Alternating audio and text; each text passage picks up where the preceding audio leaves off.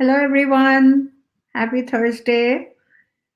Welcome back to yet another episode of Ethics First Live, where we bring food for thought for ethics first minded leaders, leaders who put people above profits. And I'm your host, Shilpi Agarwal, founder and CEO of DataEthics4Allᵀᴹ Foundation. And I will be joined by some of my leadership council members, Susanna Raj and Samantha Wigglesworth. Let's welcome them. Hi, Sam. Hi, Susanna. Hi, good evening, Hi Shilpi. everyone. Hi, everyone. Good How's everyone doing? evening.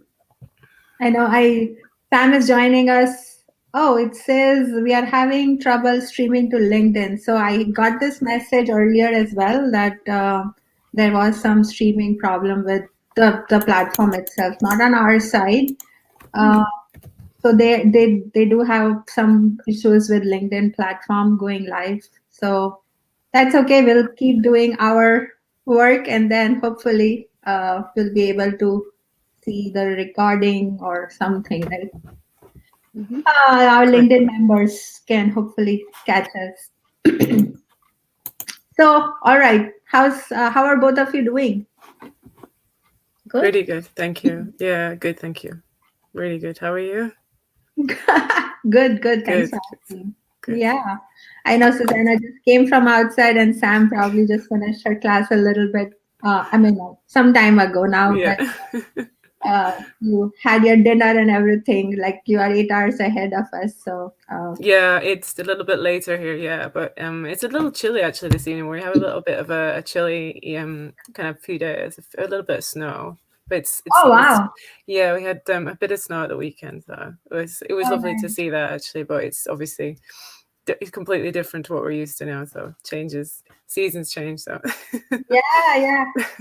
And for those of you who don't know, Sam is in Oxford, so yeah. he's over there, that part of the world. And are you somebody who enjoys snow, Sam? Do you look forward to the winter months? Yeah, I do. I do. Yeah, I think it sometimes can be a little difficult on the roads if if you have to drive. But generally, I'm a I'm homebody. I like to stay at home and keep warm when it's chilly outside. But I also like to go out for walks. Definitely. Enjoy being outdoors. So yeah. Nice. What about you And what guys? about you, Susanna? Do you like winter? Not if it's too extremely cold. No, I don't think I enjoy that. I went in very freezing cold one day in New Jersey. Mm. It wasn't even enjoyable. Your fingers freeze and you are just shivering inside. That kind of a cold, no, I don't enjoy. But generally, it's okay. It's a little Yeah, bit. I probably for me, I think I enjoy summer more, but like a little bit chilly weather is good, like fall weather, as opposed to like really, really snowy Mm. weather where you have to like really, um, lug up and wear multiple layers of clothing. That's no fun. I'm sure people who live in the colder parts of the world disagree because that's also fun for them. And truth be told, 20 years ago or plus some years, when we came first to the US, we came first to St. Louis, Missouri. And St. Louis, Missouri doesn't usually have snow. But Mm, that year, they had a record breaking snow from after 9 years. Mm. And I came actually in November, and that was the time when they had the snow. And I come from a part of India where it doesn't even get extreme cold. I come from like Mumbai and Surat, the Mm. western part of India, where weather throughout the year stays pretty much like it's nice and breezy. You don't even have to wear a really, really cold winter jacket. And so to go from that weather to minus some degrees, and at that time we didn't have car, we had just come from India.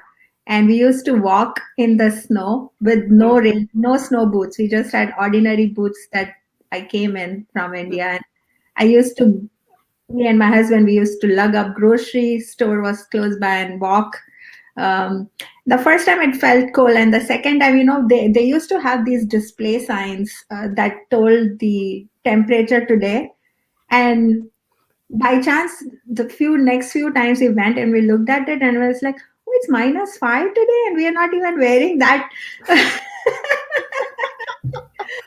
Like, okay.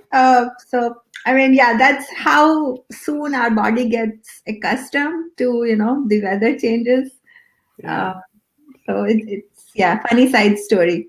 But okay, so let's get back on track. We could go on and on. This is what happens in our ethics, our data ethics for our leadership meetings. We start with one thing and we end up sharing personal stories and anecdotes, and then all of a sudden the hour is up, and we are just having so much fun that we don't know. So for the benefit of our readers and viewers, I won't bore you with this story more. Let's continue on the topic, which is ethical hacking today. So what exactly is ethical hacking? What does it mean to you? And then I'll do a follow-up question, whether is it legal? Ethical hacking, is that even legal? We'll start with you, Sam, today. Okay, sure. Yeah, no, great, thank you. I think when I first think of the word ethical hacking, it's an individual. It's just someone who has experience of working with computer systems and is quite talented in terms of programming. They're quite knowledgeable. They're the ones that are given the keys to access systems, right? Companies, the permission to go and test out software, the programming languages for software, and it might be computer systems as well. Yeah, so they're the ones that go in and try and find vulnerabilities. That's what I would say. Yeah, and holes in the system, right? And yeah, they've got a lot of knowledge and tools and experience as well to do that, and they're given that permission, right? Yeah, right. And they're given that official role to find vulnerabilities in the system. Yeah, I think so. Yeah. Yes, absolutely. Susanna, do you want to add to it? Yeah, it is exactly that. They hire outsiders. Primarily, you have to hire outsiders. It cannot be somebody who works within the company, and they cannot be given a role within the company. So you have to hire somebody from outside who doesn't know the inner workings of your company or how the program was coded. So basically, they come from outside and try to hack your system from outside. Okay. Hack their way in. And it is called ethical hacking because the other hacking is somebody who actually comes and tries to hack your way in and access information. This is the company knows that they are going to be hacked, but they don't know when or how or where they will be hacked, but they know that they have hired someone to hack the system. So that is what it means. That's why the name ethical hacking actually came into being. It's something that is done with permission. Yeah, I like this important distinction that you brought to the table, that it is somebody from the outside. This role cannot be given to someone. Is this my echo or someone else? I don't know. Let me check. So it's important to understand that, when we are part of the security system or the security team inside the company, within the company, we know all the passwords, we know everything, we know what we have built. And so stress testing will always be done around it. Like we will know, like for software testing, for example, if we know everything, how we have built it, then the QA, that's why the QA team is different than the development team, because that's how they will be able to find those vulnerabilities. In the same way, like, in the whenever there is an international conflict or there are terrorist organizations, they fund cyber criminals to breach security systems, and they pay them to compromise national security or to extort huge amounts of money by injecting malware and denying access. And that has led to the steady rise of cybercrime that leads to like devastating results and scenarios, privacy leaks, as well as international government leaks. So that's why this domain has become popular, and it is very upcoming now. And companies themselves hire consultants, hire teams outside their company to bring them on board. And so they say, right, to catch a criminal, you have to think like a criminal. And when we wear a white hat, we seldom are able to think outside the box. Like, we don't have the tools to think like a criminal. And so, not that ethical hackers are criminals, but they are trained to be thinking like hackers who can damage our systems. And they have been trained to be able to think like that and come up with, tell us the gaps in our security system. Mm. So very interesting. So, you know how hacking has, it has a very standard stereotype. Like, basically, it's a person in a hood sitting in the basement trying to hack a system. I mean, whenever I think of hacking, that picture comes to mind, right? Somebody in a hood sitting there, the like this dark web, with this black computer laptop or what have you, and then they are doing this illegal kind of activity. So, has ethical hacking evolved in a way that it has broken this stereotype? What do you think? I think a little. Yeah, I think the fact that we as organizations now invest heavily in hiring, like Susanna said, external support and hackers that are professional in their approach, we can see that we've moved away from that traditional image. I think, yeah, definitely. I've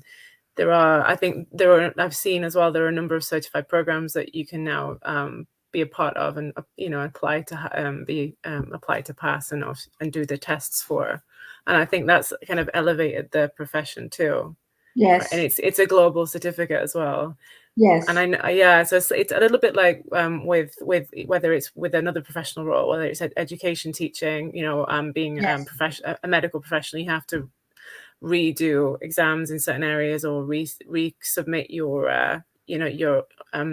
tests, if you like, in certain topics and pay again and renew your certification. That's the kind of thing that you can do now, and I think that's really helpful. So I think that helps, having that certification. And I know that the council, the EC Council, does that, I think, as well. Yes. Yeah. Yes. So that helps and supports kind of bringing it out of the kind of traditional stereotypes that we've heard. Yeah, so I want to back you up on that certified ethical hacker thing that you mentioned from the EC Council. They have this credential program. Anybody can learn to become a certified ethical hacker, and it is ANSI 17024 compliant. It is also listed as a baseline certification in the US Department of Defense directive and is NSCS certified training. So yeah, it's an up and rising upcoming field. There are professionals who are actually getting into this and choosing ethical hacking as a professional career these days. Yeah. I mean, very interesting from where we started and how hacking came to be and where it is today. And so, how is ethical hacking, you think, helping the CISOs today? Susanna, like the Chief Information Security Officers. I think in many ways it could be helping them because, to find out the vulnerabilities inside your company and to know ahead of it before it causes damage is a wonderful thing. And I do believe ethical hacking should have some standards. It's great that, that they are bringing up those standards now. Yeah. But in order to go back to the last question you said, about the stereotype, of somebody, in the basement with a hood, hacking into it. It has moved away from that, but still there is a vulnerability within ethical hacking itself that is not being talked about very widely right now, because it has a lot of disadvantages. Same advantage that it has, the outsider is the main biggest disadvantage to the company, and it is a major loophole because an outsider is always an outsider. They don't have the legal liabilities and the loyalty or the integrity that the NDAs and all those compliance regulations, all those things that you sign up, the 2,200 page that you sign up and somebody hires you that you never bothered to read, all of them, protect the company and the company's information. Not only the company's information, it's our private data as well. So if Mhm. a bank hires an ethical hacker, the bank the bank is more liable for the security of my data, but the Mm, ethical hacker doesn't have that same liability. Even though they are certified now, there are standards now. mm, I I got a blue screen in the middle. This scared me. Yeah, even though we have standards now, it doesn't solve that problem at all. It's still a vulnerability, and I know that name is very misleading, ethical hacking, Mm. because there is nothing ethical about it. Because you hire an outsider and you ask them to log into your system, they find a thousands of loopholes. They are supposed to keep documentation of how many ports of entry they try to enter and how, and all the the hackers have to close all their loopholes, all their entry ports, so Mm. that the systems won't security system won't catch them in the act. So all of those things they have to disclose and then tell you that and maybe a hacker who is ethical by nature will actually tell you that, but there is no legal obligation for them to tell you everything, mm, and there is no legal obligation for them. Maybe just grab like 50 names and IDs and social security numbers out of the 50 billion that your company holds. Mm. They can do it. They can take it and they can use that 50. One of those 50 could be me or you, and this is a major legal liability now, and there are court cases, and our corporates are fighting with ethical hackers, and ethical hackers are being sued at many different levels. Mm. So it doesn't look as rosy as you guys put it to me. It doesn't look like rosy that. So that brings up an important point, Susanna. What exactly the crux of our talks, right? The ethics first mindset. So it doesn't matter what role, what legal, the contract you have signed. Ethics first mindset is something that we all need to strive, and that's what we are trying to do. We are trying to celebrate the ethics first leaders of today and raise the next generation of ethics first leaders of tomorrow. Because yeah, at the end of the day, just like you mentioned, you can hire an ethical hacker. Their job is to find the vulnerabilities. They have a contract in place. But if they don't have an ethics first mindset, then they can misuse that information to their advantage. And how do we stop that? That can only happen on a personal level when people genuinely feel like they are responsible to society and they need to do the right thing. It's like this strong moral foundation needs to be there, and especially in this role more so than other roles, um, to be able to make mm, sure that it's done right. Yeah, definitely. I mean, everywhere you have to have an ethics first mindset. You could sign millions of NDAs, but it still comes down to what you feel in your heart and in your how you have been grown up as with those value systems. True. That is more true. That is going to be more stronger than an NDA, because nobody reads an NDA, So there is no point in writing strong NDAs, but it only matters how much we are building that relationship of trust and integrity into our citizens and into our youth and leaders. mm, But it's still, that being said, that does not get them off the hook, that they should not come up with regulations for ethical hacking, especially during the pandemic. Mm. As Sam mentioned, and I think we also had an internal document of researching that I saw that there has been an increase in the need for ethical hacking during this pandemic because all of us moved remote. Yes. But during this time, that means when there is an increase, the market is wide open to a lot of people. And True. when there is a need and a demand, you don't go through the same vetting process that True. that you would in a normal Take the circumstance. time to let them. So Yes. you just let in more people. So Mm. we all have been exposed to a lot of vulnerabilities that we are not even aware of now in the last Mm. 2 years. So yes, so it mm, doesn't disvolve anyone from not having that responsibility to go after regulations. Yeah, I mean, to your point, NDA, yes, even if you read an NDA, at the end of the day, if you want to do something wrong, then yeah, there can be legal battles, you can have the fines, but the damage will be done. Like, our data, like customer data, can be misused, it can be sold on the dark web, and all of those things, once they are done, yes, you can keep beating the snake, the tail of the snake, but the snake has gone, right? So it's no longer going to be there. So yes, all these fines and all these, so the ethics first mindset, like being a good morally responsible person, at the crux of it is the most important thing. But uh, on the other side, little bit rosier side also, Bug Crowd, that has built a whole business of crowdsourcing ethical hackers on a platform. They provide training and all of that. They came up with their report and they said that they estimated $27 billion in cybersecurity costs were saved in investigation, remediation, and recovery, incident investigation and recovery during the course of the pandemic. And that's how the CISOs were helped. For big organizations, the CISOs and the CXOs were helped because of ethical hacking. That's their report. So if $27 billion can be saved, losses can be mitigated, I think then there is some truth to that story as well. Definitely, yeah, agreed. I think it's a good point. I think we've got to think about these organizations and just how much work goes into, in the background, what they do. And what you're doing is you're trying to protect. Imagine you have your own organization, your own software, your own IP. You have to think about that. You have to think about, if that gets lost, what impact will that have on your operations, your profitability and things like that. So that's always going to be in the back of the mind, right, of the CXO and the CISO. Yeah. Yeah.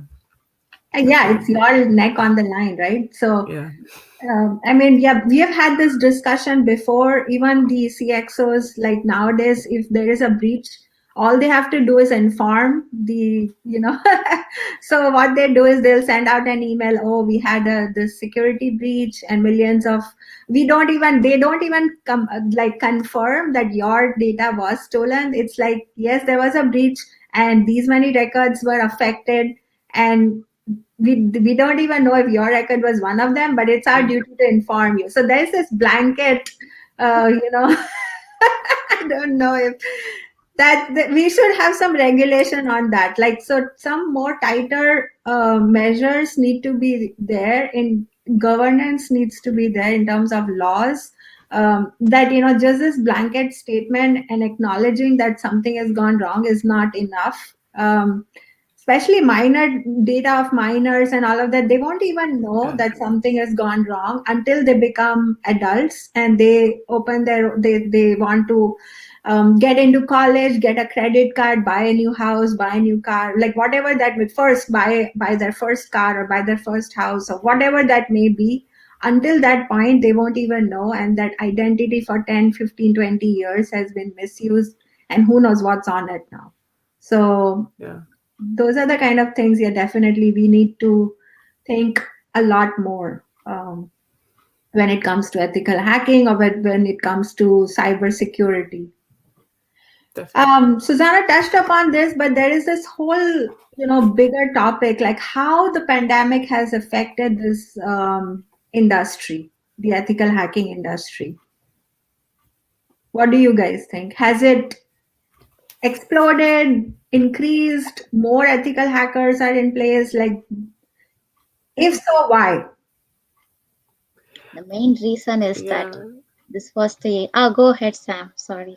No, I'm actually quite surprised at the numbers, because again, I was reading a couple of reports, and I thought, well, let me see, just how much things have changed during COVID. And there has been quite a significant increase in the number of vulnerabilities that were found. I think I would have expected there to be a correlation, right, between us working from home remotely and the number of vulnerabilities that were spotted by ethical hackers, and there has been. And I think they said something like 80% more vulnerabilities were found that they'd not seen even before the pandemic, and so there's been that. And we're working with our data a lot more at home, and obviously conversing online a lot more, and there's just that element of it, and we're not in the office, and it's a different aspect, isn't it, completely? And I think there has been, and it's good. It's good. It's obviously a great industry to get into if you want to practice your craft and get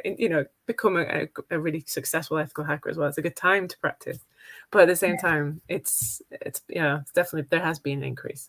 Yeah, I think definitely. Yeah, I agree. Because of all this remote workforce, right? Like we've been all confined to working from home, and so all the stress testing that need not to happen also has to happen now. Like all the different, even if you have been given a computer or a laptop, a device from work, but still your internet connection, your setup of whatever the Wi-Fi systems and all of that, right? How secure is your system internally, and how you're connected to the office network, and all of that plays an important role. And from like all parts of the world, people were stuck, and those who could be physically in one location are now not.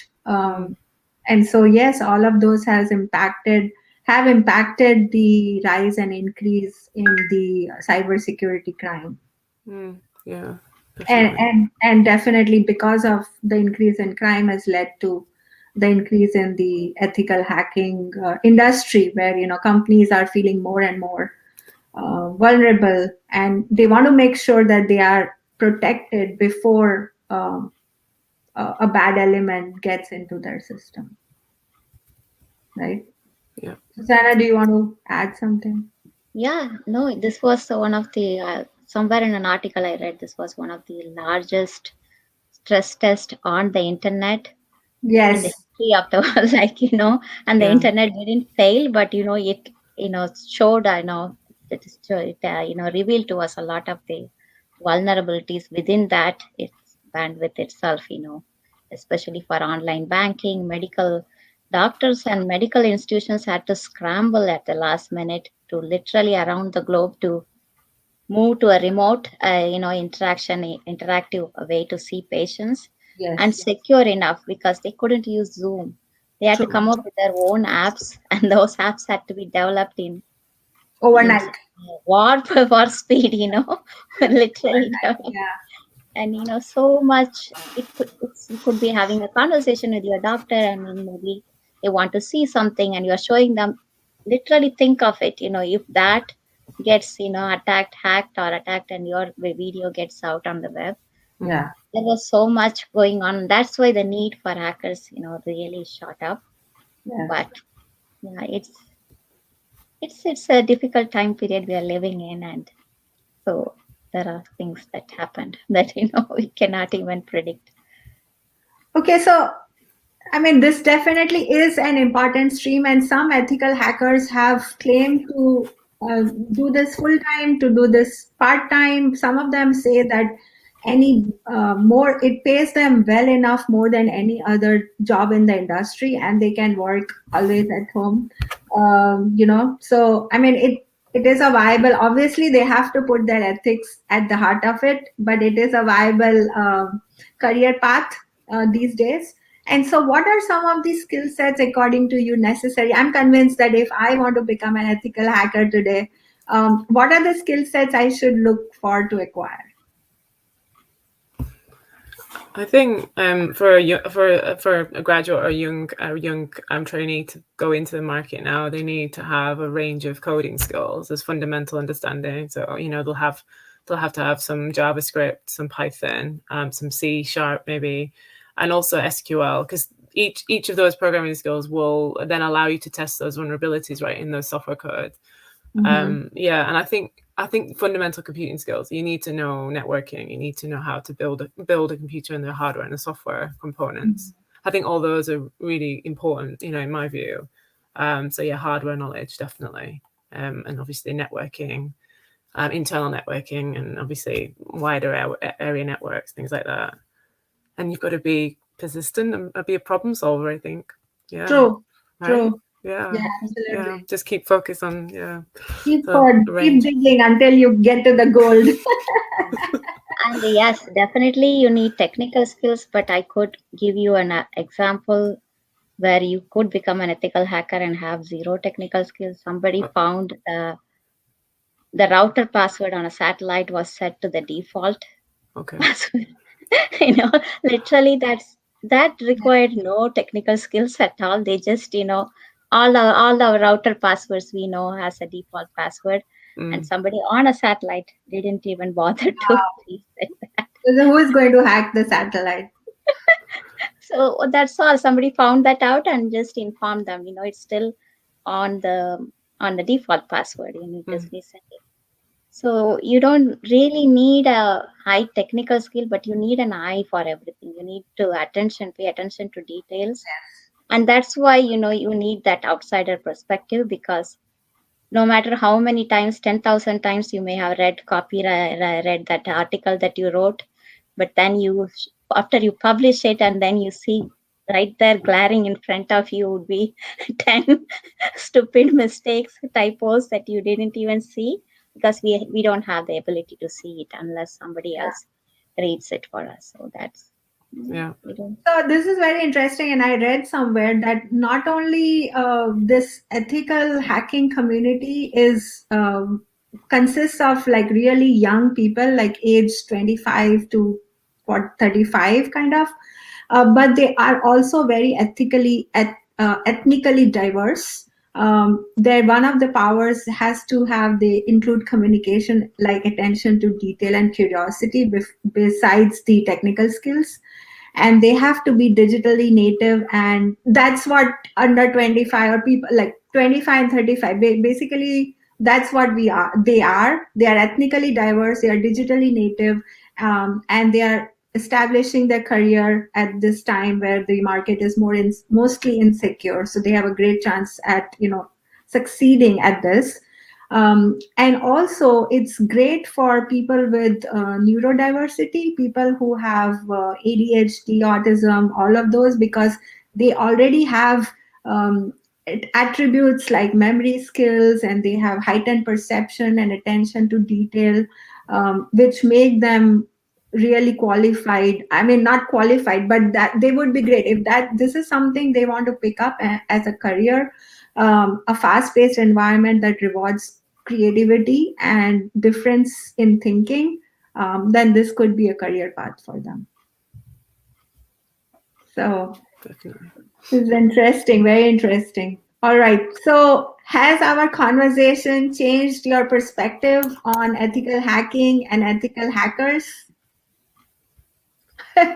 I think so. Yeah, I think for me, definitely, it's been a really good discussion. Looking at just how much has changed this past couple of years, and from a company's perspective, why it's so important, but also from what Susanna's point and your point was that actually it's important we see from the outside to detect those vulnerabilities. That's something, I've definitely learned this evening. Yeah, definitely. Yeah.